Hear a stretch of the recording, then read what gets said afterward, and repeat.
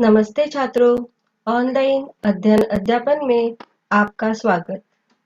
बच्चों, आपका प्रश्न पत्र 26 अंक का रचना विभाग उपयोजित लेखन पूर्ण हुआ है। आज हम विभाग 3 पूरक पठन देखेंगे। पूरक पठन में गद्य पूरक पठन के लिए 4 अंक होते हैं और पद्य पूरक पठन के लिए 4 अंक। आज का पूरक पठन पाठ क्रमांक 7 खुला आकाश आज सीखेंगे। आइए जानते हैं खुला आकाश पाठ के लेखक कुंवर नारायण जी का परिचय। भारतीय साहित्य जगत के सर्वोच्च सम्मान ज्ञानपीठ से पुरस्कृत कुंवर नारायण जी का जन्म 1927 फैजाबाद उत्तर प्रदेश में हुआ। उनकी मृत्यु 2017 लखनऊ उत्तर प्रदेश में हुई। इन्होंने नई कविता आंदोलन में महत्वपूर्ण भूमिका निभाई। इनकी मूल विधा कविता रही। इसके अलावा इन्होंने अपने कलम से कहानी लेख, समीक्षा, सिनेमा, रंगमंच आदि कलाओं का भी परिचय दिया है। इनकी कविता कहानियों का भारतीय भाषाओं और विदेशी भाषाओं में अनुवाद हुआ है।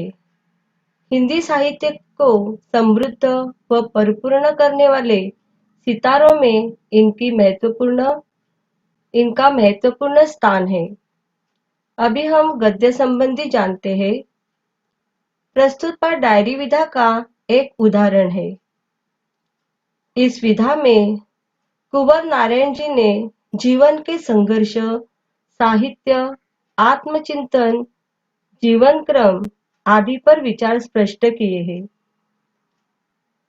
लेखक का कहना है कि हमें दूसरों से वाद विवाद न करके स्वयं से संवाद करना चाहिए।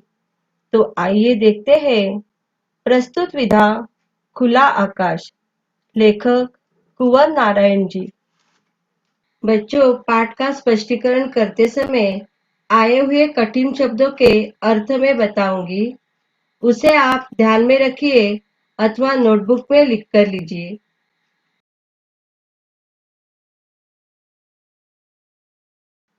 अंदर की दुनिया। हमारे अंदर की दुनिया बाहर की दुनिया से कहीं ज्यादा बड़ी है। हम उसका विस्तार नहीं करते। विस्तार का अर्थ है फैलाव। बाहर की अपेक्षा उसे छोटा करते चले जाते हैं और उसे बिल्कुल निर्जीव कर लेते हैं। निर्जीव का अर्थ है जिसमें जीवन नहीं हो। आजादी, पूरी आजादी अगर कहीं संभव है तो इसी भीतरी दुनिया में ही, जिसे हम बिल्कुल अपनी तरह समृद्ध बना सकते हैं। समृद्ध का अर्थ है संपन्न। स्वार्थी अर्थों में सिर्फ अपने लिए ही नहीं, निस्वार्थी अर्थों में दूसरों के लिए भी महत्व रखता है और स्वयं अपने लिए तो विशेष महत्व रखता ही है। यहाँ पे हमें लगता है कि अंदर की दुनिया में कुछ नहीं है, उसका हम विस्तार नहीं कर सकते, बाहर की तुलना में छोटा और निर्जीव कर देते हैं। लेकिन हमें आजादी कहाँ मिलती है? तो अंदर की दुनिया में। लेकिन हम आजादी बाहर ढूंढने की कोशिश करते हैं। अंदर जो आजादी है, स्वतंत्रता है और कहीं नहीं है, उसे हमें अपने तरीके से क्या करना चाहिए? समृद्ध बनाना है। और स्वार्थी अर्थों में देखा जाए तो स्वार्थी मनुष्य सिर्फ अपने लिए सोचता है, अपना भला चाहता है। लेकिन जो निस्वार्थी होता है, दूसरों का भी सोचता है, तो दूसरों के अच्छे विचारों का हमें क्या करना है? अपनाना है और दूसरों के जो दोष है वो निकालने हमें बंद कर देना चाहिए। ये उन्होंने 10 मार्च 1998 में लिखा है। मकान पर मकान। जिस गली में आजकल रहता हूँ वहाँ एक आसमान भी है, लेकिन दिखाई नहीं देता। उस गली में पेड़ भी नहीं है, नहीं पेड़ लगाने की गुंजाइश। गुंजाइश मतलब स्थान। मकान ही मकान है, इतने मकान की लगता है कि मकान पर मकान ही लदे हैं। लेखक जहाँ रहते हैं वहाँ बड़ी बड़ी इमारतें हैं, लेकिन इमारतों के कारण उन्हें आकाश दिखाई नहीं देता और वहां पे पेड़ भी नहीं है और लगाने के लिए वहां पे उन्हें जगह भी नहीं है। इतने मकान है कि उनकी व्यवस्थित रूप से वहां पे रचना नहीं की है। लंदपन का अर्थ होता है अव्यवस्थित। तो लंदपन मकानों की एक बहुत बड़ी भीड़ जो एक संकेरी गली में फंस गई और बाहर निकालने का कोई रास्ता नहीं है। लेखक यहाँ कहते हैं कि जो मतलब यहाँ पे व्यवस्थित रूप से मकानों की रचना नहीं है और इतनी भीड़ भाड़ है कि बाहर निकालने के लिए कोई वहां पे रास्ता ही नहीं है। जिस मकान में रहता हूँ उसके बाहर झांकने से बाहर नहीं सिर्फ दूसरे मकान और एक गंदी व तंग गली दिखाई देती है। जब भी लेखक बाहर देखते हैं तो मकान ही मकान दिखाई देते हैं और कोई नजारा उन्हें दिखाई नहीं देता है। सिर्फ वहां पे गंदी और तंग गली उन्हें दिखाई देती है। इतने मकानों पर मकान लदे हुए दिखाई देते हैं। यहाँ पे लन फन का अर्थ है अव्यवस्थित, सैकड़ी मतलब पतली, तंग कम चौड़ी, गुंजाइश मतलब स्थान। चिड़िया दिखाई देती है लेकिन पेड़ों पर बैठी या आसमान में उड़ती हुई नहीं। बिजली या टेलीफोन के तारों पर बैठी, मगर बातचीत करती या घरों के अंदर जहां वहां घोंसले बनाती नहीं दिखती। उन्हें देखकर लगता मानो वे प्राकृतिक नहीं, रबड़ या प्लास्टिक के बने खिलौने हैं जो शायद ही इधर उधर फुदक सकते हो या चू चू की आवाजें निकाल सकते हैं। यहाँ पे उन्होंने पेड़ न होने के कारण लेखक को चिड़िया देखती है लेकिन पेड़ों पर बैठी हुई नहीं, सिर्फ आसमान में उड़ती हुई उन्हें नजर आती है। और वो चिड़िया उन्हें कैसी लगती है, तो जैसे रबड़ या प्लास्टिक के बने खिलौने हैं। इस तरह यहाँ पे मकान पर मकान लदे होने के कारण ऐसा दृश्य वहां पे उन्हें दिखाई देता है। मैं ऐसी सकरी और तंग गली में मकानों की एक बहुत बड़ी भीड़ से, बिजली या टेलीफोन के तारों से उलझे आसमान से एवं हरियाली के अभाव से जूझते अपने मोहल्ले के बाहर निकलने की भारी कोशिश में हूँ। लेखक जहाँ रहते हैं पतली गलियां, उनके बीच बदबूदार गटर, खंभों के ऊपर लटके खुले बंद बिजली व टेलीफोन के तार, इसके बीच में लोग रहते हैं और वहां पे लेखक भी रहते हैं।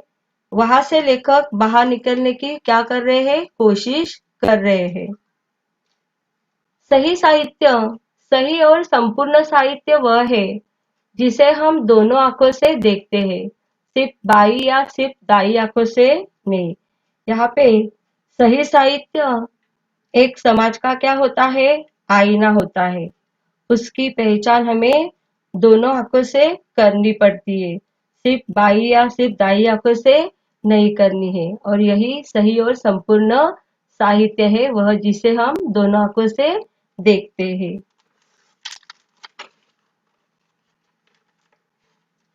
जाने खुद को, बिल्कुल चुपचाप बैठकर सिर्फ अपने बारे में सोचे। कोशिश करें कि दूसरे या सब कहीं भी उस आत्मचिंतन के बीच में ना आए। इससे दो फायदे होंगे। एक तो हम अपने को जान सकेंगे कि हम स्वयं क्या है, जो दूसरों के बारे में सब कुछ जानने का दम रखते हैं। यहाँ पे दम मतलब अहंकार, घमंड है। तो यहाँ पे यदि हम एक जगह पर बैठकर एकाग्रता से चिंतन कर रहे हैं तो हमारे बीच दूसरे ना आए। इससे दो फायदे हैं। एक, हम खुद को जानेंगे कि हम क्या है, और दूसरा है मैं सब कुछ जानता हूँ, मुझे पता है कि कौन क्या है। यह दम रखते हैं, मतलब खुद में क्या रखते हैं, अहंकार रखते हैं। उसी तरह दूसरे हमारे उस हस्तक्षेप से दूसरे की रक्षा होगी। यदि जो बार बार हस्तक्षेप करता है, जो बार बार परेशान करता है, तो हमारे हस्तक्षेप से उसकी क्या होगी? रक्षा होगी। जिसके प्रतिक्षण, प्रतिक्षण का मतलब है प्रत्येक क्षण, जिसके प्रतिक्षण मौजूद रहते वे अपने बारे में न तो संतुलित ढंग से सोच पाते हैं, न सक्रिय हो पाते हैं। दूसरों की सोच समझ में भी उतना ही भरोसा रखे जिनमें हमें अपनी सोच समझ में है। तो यहाँ पे लेखक कहते हैं कि दूसरे के बीच में हम हस्तक्षेप यदि करते हैं तो दूसरे भी हमारे बारे में सोच नहीं पाते और हमारे विचारों से सहमत भी नहीं होते। हमें दूसरों की सोच पर क्या रखना चाहिए? विश्वास रखना चाहिए। उनके अच्छे जो विचार होते हैं उस अच्छे विचार को हमें क्या करना चाहिए? स्वीकार करने चाहिए। हर एक के प्रति हमारे मन में सहज सकारात्मक स्वीकृति भाव होना चाहिए। दूसरा अन्य नहीं, अंत में है हमारे ही प्रतिरूप, हमसे अलग या भिन्न नहीं है।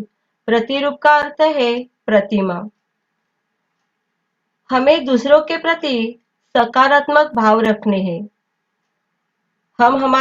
यदि हम सकारात्मक भाव रखते हैं तो हम हमारे कार्य में क्या हो जाते हैं? सफल हो जाते हैं। और जो लोग नकारात्मक भाव रखते हैं ऐसे लोगों की प्रगति रुकती है। लेखक यहाँ पे कहते हैं कि हमें घमंड न करके दूसरों के मन को पहचानना है, उनसे हमें अपनाना है और दूसरे लोग भी हमारे प्रतिरूपी होते हैं, मतलब हमारे जैसे ही होते हैं। सिर्फ मनुष्य मनुष्य होते हैं। कुछ लोग सोचते होंगे कि आखिर यह क्यों होता है? कैसे होता है कि आदमियों में ही कुछ आदमी बाघ, भेड़िए, लकड़बग्गे, सांप, तेंदुए, बिच्छू, गोजर वगैरह की तरह होते हैं और कुछ आदमी गाय, बकरी, भेड़, तितली वगैरह की तरह। ऐसा क्यों नहीं होता कि जिस तरह सारे बाघ केवल बाघ होते हैं और कुछ नहीं, या जैसे सारी गायें केवल गायें होती है और कुछ नहीं, उसी तरह सारे मनुष्य केवल मनुष्य होते हैं और कुछ नहीं। यहाँ पे गोजर का मतलब है कनखजूरा और लकड़बग्गे भेड़िए की जाति का एक क्या है? पशु है। लेखक ने यहाँ पे बताया कि समाज में रहने वाले लोगों की अलग अलग प्रवृत्ति का वर्णन किया है। कुछ आदमी गाय, बकरी, तितली जैसे होती है कि वे दूसरों को परेशान नहीं करते, और यहाँ पे कुछ आदमी ऐसे होते हैं कि कुछ आदमी बाघ, भेड़िए, लकड़बग्गे, सांप, तेंदुए, बिच्छू, गोजर की तरह होते हैं। ऐसे लोग क्या करते हैं? लोगों को सताते हैं, लेकिन सिर्फ दिखावा करते हैं कि हम आदमी हैं। तो समाज में ऐसी प्रवृत्तियां हमें दिखाई देती है। लुका छिपाकर जीना। मुझे जीवन को सहज और खुले ढंग से जीना पसंद है। चीजों को लुका छिपाकर बातों और व्यवहारों को रचा बसा कर जीना सख्त नापसंद है। वह चारित्रिक बेईमानी है जिसे हम व्यवहार कुशलता का नाम देते हैं। इसके पीछे आत्मविश्वास की कमी झलकती है कि कई लोग हमारी असलियत को न जान पाए। देखिए कि समाज में हमें कुछ लोग ऐसे होते हैं कि सिर्फ दिखावा करते हैं। वे कहते हैं कि मेरे पास ये है, वो है, नौकर है, लेकिन असलियत में देखा जाए तो वही लोग दो कमरे के घरों में अथवा भाड़ों के घरों में रहते हैं। इससे ही लेखक क्या है? नाराज है। लेखक का कहना है कि अपने पास जो भी है उसे सच बताना, जो नहीं है उसका हमें दुख क्यों करे? बेईमानी से क्यों जिए हम? यदि हम सच कहते हैं तो डर नहीं रहता और आत्मविश्वास बढ़ जाता है। झूठ बोलने से आत्मविश्वास टूट जाएगा। इसलिए लेखक का कहना है कि जो वास्तविक है उसी प्रकार मनुष्य को जीना चाहिए, लुका छुपा कर नहीं। जीने का अर्थ। बुढ़ापे का केवल यही अर्थ नहीं कि जीवन के कुछ कम वर्ष बचे हैं। यह तथ्य तो जीवन के किसी खंड पर भी लागू हो सकता है। बचपन, यौवन, बुढ़ापा खास बात है, जो भी वर्ष बचे हैं, जब तक जीवित और चैतन्य हूँ, जिंदगी को क्या अर्थ दे पाता हूँ या अपने लिए उससे क्या पाता हूँ, ऐसा कुछ जिसको सबके लिए कोई महत्व है। लगभग इसी अर्थ में मैं साहित्यिक चेष्टा और जीवन चेष्टा को अपने लिए अविभाज्य पाता हूँ। चेष्टा मतलब यहाँ पे प्रयास। इस परिच्छेद में लेखक ने मानव की 3 अवस्था के बारे में बताया है: बचपन, यौवन, बुढ़ापा। इससे आज तक कोई भी नहीं बचा। इसलिए जैसे हम यौवन में जीते हैं, उसी तरह बुढ़ापे में भी हमें हंसकर जीना है और जीने का आनंद लेना है। लेखक अभी 75 वर्ष के हो गए हैं। 75 का हो रहा हूँ, यानी जीने के लिए अब कुछ वर्ष ही बचे हैं, लेकिन जीना बंद नहीं हो गया है। यह एहसास कि मृत्यु बहुत दूर नहीं है, उम्र के किसी भी मोड़ पर हो सकती है। ऐसा हुआ भी है मेरे साथ। तब हो या अब, यह सवाल अपनी जगह बना रहता है कि जीवन को किसी तरह जिया जाए, सार्थकता में या अपने लिए या दूसरों के लिए। यहाँ पे लेखक 75 साल के हो गए हैं। लेखक ने इस बुढ़ापे में भी साहित्य लिखने की चेष्टा की है, मतलब उन्होंने साहित्य लिखने का प्रयास किया है। उन्होंने अपना जो साहित्य था, लिखान था, वो लिखना नहीं छोड़ा है। वे कहते हैं कि मृत्यु कभी भी आ सकती है। हमें अपने लिए तो हम जीते हैं, लेकिन दूसरे के लिए भी हमें जीना चाहिए और इसी में जीवन की क्या होती है, सार्थकता होती है। तो जब तक जियो, हंसकर जियो। एक दिन सबको तो जाना है। जिस तरह हम बचपन यौवन में जीते हैं, उसी तरह हमें क्या करना है, बुढ़ापे में भी जीना है। और किस तरह जीना है, ये अपने पर निर्भर होता है। दिल्ली में रहना। दिल्ली शहर में घर ढूंढ रहा हूँ। शहर जैसे एक बहुत बड़ी बस, सवारियों से लंदफंद, हर वक्त चलायमान। चलायमान मतलब चलता हुआ। दिल्ली में रहने का मतलब कहीं पायदान। पायदान मतलब पैर पोंछने का जो कपड़ा होता है। बराबर 2 कमरों में 2 पांव टिकाकर किसी तरह लटक जाओ और लटके रहो उम्र भर। जिंदगी का मतलब बस इतना ही कि जब तक बन पड़े लटके रहो, फिर धीरे से कहीं भीड़ भाड़ में गिर जाओ। लेखक यहाँ कल्पना कर रहे हैं, दिल्ली में घर ढूंढ रहे हैं। दिल्ली एक ऐसा शहर है, मानो एक क्या है, बहुत बड़ी बस है। हर समय सवारियों से खचाखच भरी रहती है, हर समय चलती रहती है। लोग एक दूसरे पर लटके रहते हैं और दिल्ली में रहने का जो अर्थ है, पायदान। पायदान का अर्थ मैंने यहाँ पे बताया, पैर पोंछने का कपड़ा। जहाँ पैर रखने के लिए जगह मिल जाए, वहां जिंदगी भर खड़े खड़े लटके रहो और छोटे से कमरे में रहो और अपना गुजारा करते रहो। दिल्ली शहर की अवस्था के बारे में यहाँ पे लेखक ने बताया है। बहाने निकालना। जो शौक से हम करना चाहते हैं, उसके लिए रास्ते निकाल लेते हैं। जो नहीं करना चाहते, उसके लिए बहाने निकाल लेते हैं। यदि कोई भी काम हमें मन के अनुसार करना है, लगाव से यदि करेंगे, तो वह पूर्ण होता ही है। यदि किसी काम करने की इच्छा नहीं है, तो हम वो काम क्या नहीं कर सकते, पूर्ण नहीं कर सकते। तभी हम क्या करते हैं, बहाने निकाल लेते हैं।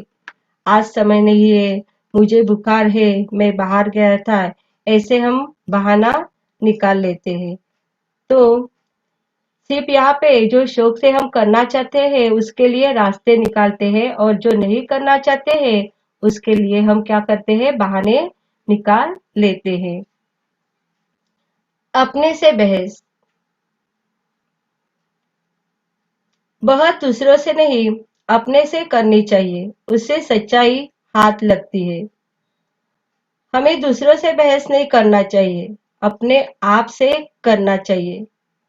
यदि आप दूसरों से सिर्फ हमें क्या करना है, सिर्फ सुनाना है।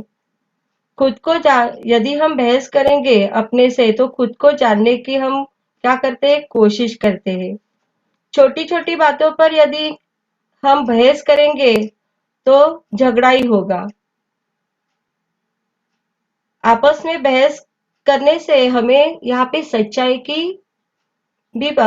का भी पता चलता है। इसीलिए यदि आपको बहस करना है तो अपने आप से ही करना है, और बहस करते रहे दूसरों के साथ तो सिर्फ आपके हाथ में झगड़ा ही लगेगा।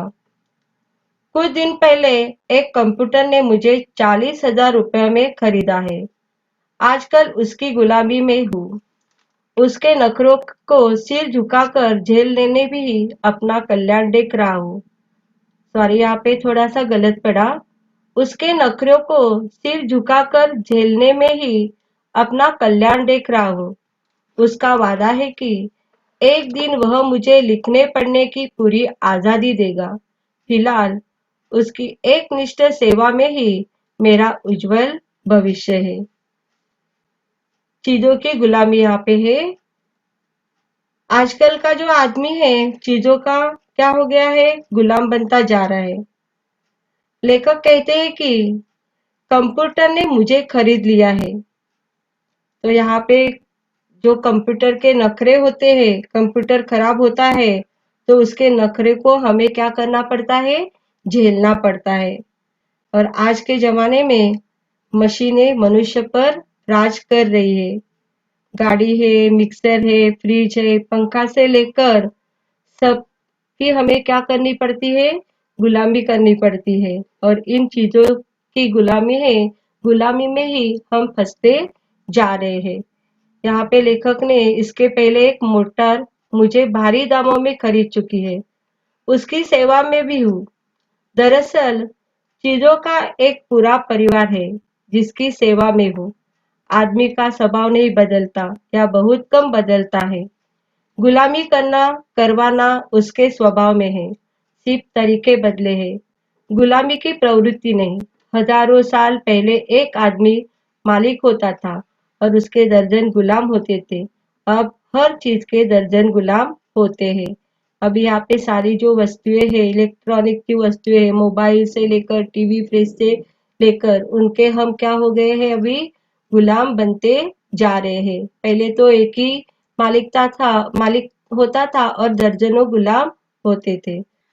तो बच्चों, लेखक ने इस पाठ के माध्यम से नगरों की भीड़, वहां की जीवन शैली, जीवन के संघर्ष, आत्मचिंतन पर प्रकाश डाला है। लेखक मानते हैं कि व्यक्ति के विकास में आत्मचिंतन का बड़ा महत्व है। इसके द्वारा हम अपनी क्षमताओं के बारे में अधिक जान सकेंगे, साथ ही अपनी गलतियों से सीख ले लेंगे। बच्चों, आपको पाठ समझ में आया होगा ही, ऐसी मैं आशा करती हूँ। पाठ का स्वाध्याय हम कल की तासिका में पूर्ण करेंगे। आपको पाठ्य पुस्तक के साथ व्यवसाय पुस्तक, पेन साथ में लेकर ही बैठना है। धन्यवाद।